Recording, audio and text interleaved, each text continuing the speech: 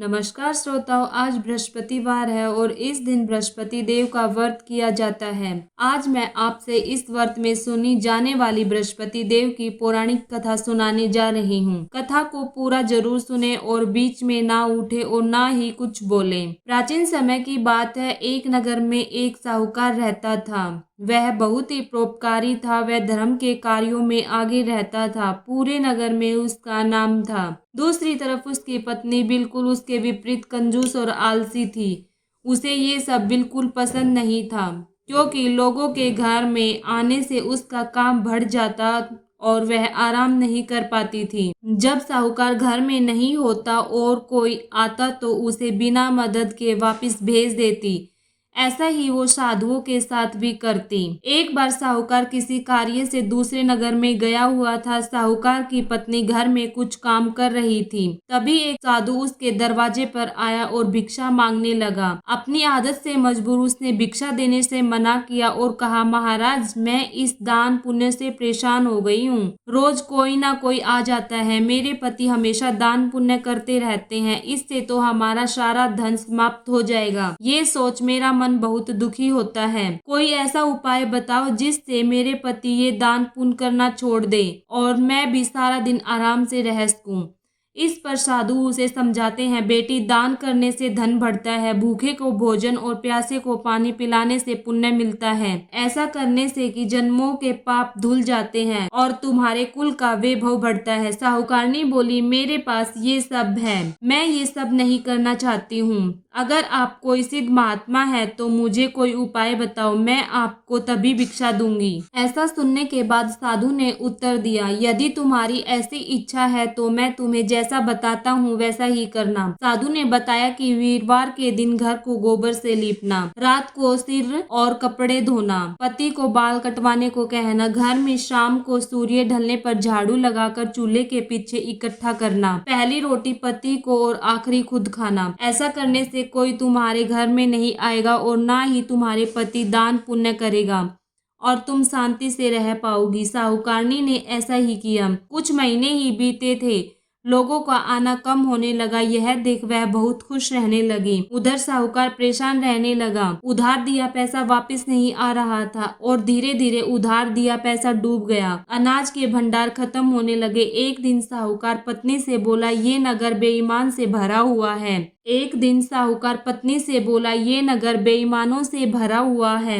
मेरा सारा पैसा डूब गया है। यहाँ कोई छोटा मोटा काम भी नहीं कर सकता, इसलिए मैं दूसरे राज्य में अपने मित्र के पास जा रहा हूँ। जब घर में अनाज खत्म हो गया तब साहूकारनी मदद के लिए अपनी बहन के पास गई।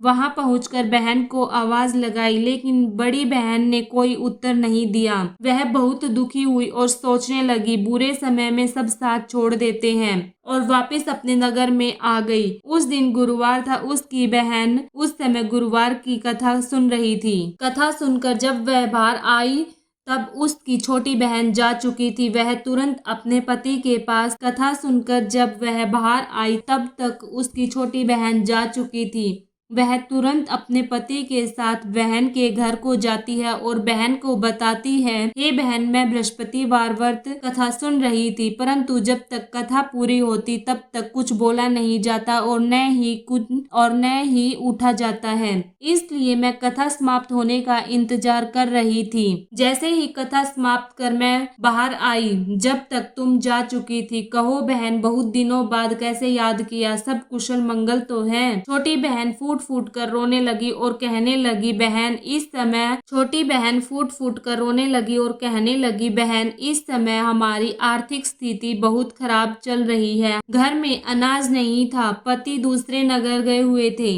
इसलिए मैं तुम्हारे पास मदद के लिए आई थी, जिससे हमारे कुछ दिन खाने की व्यवस्था हो जाए। बड़ी बहन उसकी मदद करती है और उसे वीरवार के व्रत की सलाह देती है और पूजा विधि और नियम बताती है। बहन बताती है, दिन बाल न कटवाए और सिर ना धोना चाहिए, पीले वस्त्र पहनने चाहिए, शाम के समय झाड़ू ना लगाए, पीला भोजन करे, बृहस्पति देव को गुड़ चना अर्पित करे, केले के पेड़ की पूजा और पानी अर्पित करे।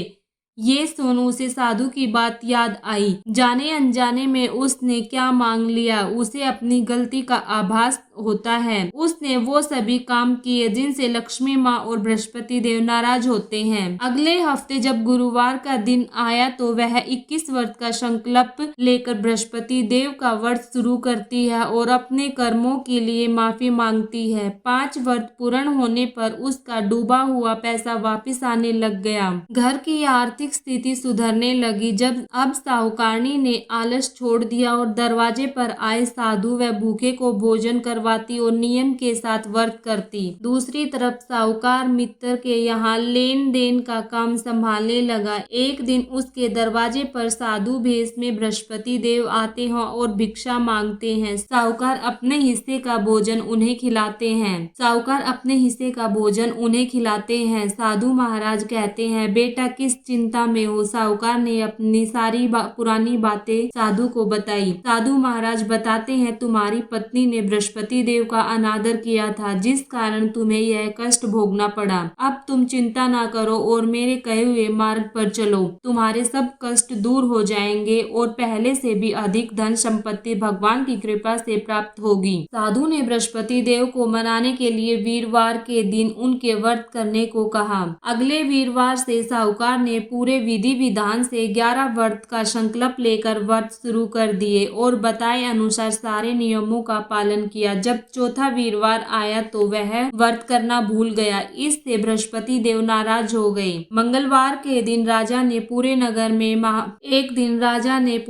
में महाभोज व यज्ञ का आयोजन करवाया और सभी नगरवासियों को निमंत्रण भेजा। साहूकार देरी पहुंचा। राजा उसे अपने महल में ले जाकर भोजन करवाते हैं। तभी रानी की नजर खुट्टी पर पड़ती है। उसे अपना नौलखा हार वहां नहीं दिखता। रानी साहूकार को चोर समझ जेल में डलवा देती है। साहूकार बहुत दुखी होकर विचार करने लगा कि ना जाने कौन से बुरे कर्म के कारण उसे ये दिन देखने पड़ रहे हैं और उस साधु को याद करने लगा। उसे आभास हुआ कि उसने पिछला वीरवार व्रत नहीं किया जिससे ये संकल्प टूट गया और इसी वजह से ये सब हो रहा है। उसने मन ही मन में बृहस्पति देव से अपनी भूल के लिए क्षमा मांगी और फिर से 21 व्रत का संकल्प किया। रानी अपना हार रख कर भूल गई थी, उसे वो मिल गया। बुधवार के दिन राजा ने साहूकार को बुलाकर रानी की गलती के लिए क्षमा मांगी और उसे सुंदर वस्त्र और पैसे देकर विदा किया। साहूकार ने बृहस्पति देव का धन्यवाद किया और पूरे नियम से व्रत किया। इसके बाद साहूकार ने अपने घर जाने का फैसला किया और अगले दिन घर के लिए चल पड़ा। साहूकार अपने घर पहुंचा तो सब पहले जैसा नजर आ रहा था। उसने पत्नी को आवाज लगाई तो वह बाहर आई। उसने पत्नी से पूछा, हमारा तो सब कुछ खत्म हो गया था, ये सब तुम्हें कैसे मिला? तो वह बताती है, यह सब बृहस्पति देव के व्रत करने का फल है। यह सुन साहूकार बहुत खुश हुआ और अगले वीरवार दोनों ने मिलकर व्रत किया। एक दिन साहूकार अपनी माँ के कहने पर अपनी बहन को लेने जाता है। रास्ते में एक जगह आराम करने के लिए रुकता है। पास में किसान और उसकी पत्नी खेत जोत रहे थे। साहूकार को ये देख बड़ी दया आई और उसने पूछा, भाई तुम्हारे बैल कहाँ गए? तब वो बताता है, हमारी आर्थिक स्थिति खराब चल रही है। मैंने पैसे उधार लिया था जिसे मैं चुका ना सका तो लेनदार मेरे बैलगाड़ी ले गए। बरसात होने वाली है, खेत नहीं जोते तो हम भूखे मर जाएंगे। साहूकार उनकी मदद करते हैं और बृहस्पति देव के व्रत के बारे में बताते हैं कि कैसे बृहस्पति देव ने उनका जीवन बदल दिया। तुम्हें भी बृहस्पति देव व्रत करना चाहिए। साहूकार अपनी बहन के घर पहुंचता है। बहन ने भाई का खूब स्वागत किया। अगले दिन वह अपनी बहन को बताता है, माँ ने तुम्हें याद किया है और तुम्हें और बच्चों को घर बुलाया है। बहन ने अपनी सास से आज्ञा मांगी तो सास ने कहा, तू चली जा परंतु अपने बच्चों को मत ले जाना क्योंकि तेरे भाई की कोई संतान नहीं है। बहन ने अपने भाई से कहा, भैया मैं तो चलूंगी लेकिन बच्चे नहीं जा सकेंगे क्योंकि सासू माँ की आज्ञा नहीं है। इस पर साहूकार बोला, बहन बिना बच्चों के तुम जाओगी तो माँ को बुरा लगेगा और वह अकेला नगर को लौट जाता है। घर लौटकर वह अपनी पत्नी से कहता है, हम निसंतान हैं इसलिए कोई हमारा मुख देखना नहीं चाहता। पत्नी बोली, बृहस्पति देव ने हमें सब कुछ दिया है, वह हमें संतान भी देंगे। वह बृहस्पति देव से संतान का फल मांगती है। 9वें महीने साहूकार के घर 2 जुड़वा बच्चों का जन्म होता है और बहन को बुलावा भेजा जाता है। साहूकार अपनी पत्नी से कहता है, मेरी बहन आए तो उसे कुछ मत कहना। पत्नी सुनकर हाँ कर देती है। जब बहन ये शुभ समाचार सुना तो बहुत खुश हुई और बधाई लेकर अपने भाई के यहाँ आई। साहूकारनी ननद से कहती है, घोड़ा चढ़कर तो आई नहीं और अब गधा चढ़कर आ गई। ननद कहती है, भाभी अगर ऐसा ना कहती तो आज जो खुशी मिली है वो कैसे मिलती। मुझे भी चाव है भतीजों को अपनी गोद में खिलाने का। बृहस्पति देव ऐसे ही सबको देते हैं। मांगने वाला होना चाहिए। जो भी नर नारी बृहस्पति देव का मन से व नियम से व्रत करते हैं उसकी सभी मनोकामनाएं बृहस्पति देव की कृपा से पूर्ण होती हैं। तो आपको बता दे कि व्रत को शुरू करने से पहले 11 या 21 व्रत का संकल्प लेकर अपनी मनोकामनाएं बृहस्पति देव के सामने रखें। बृहस्पति देव सभी तरह की मनोकामनाएं पूर्ण करते हैं, लेकिन ध्यान रहे उस दिन किसी की निंदा ना करे, किसी को बुरे शब्द ना बोले। घर आए मेहमान साधु और जरूरतमंद की सामर्थ्य अनुसार मदद करे। पता नहीं किस रूप में बृहस्पति देव आपके घर आ जाए। इसी के साथ बृहस्पति देव की कथा पूर्ण होती है। कमेंट में जय बृहस्पति देव लिखे और यह कथा 5 लोगों को शेयर करे जिससे उन्हें भी बृहस्पति देव के व्रत करने का सौभाग्य प्राप्त हो।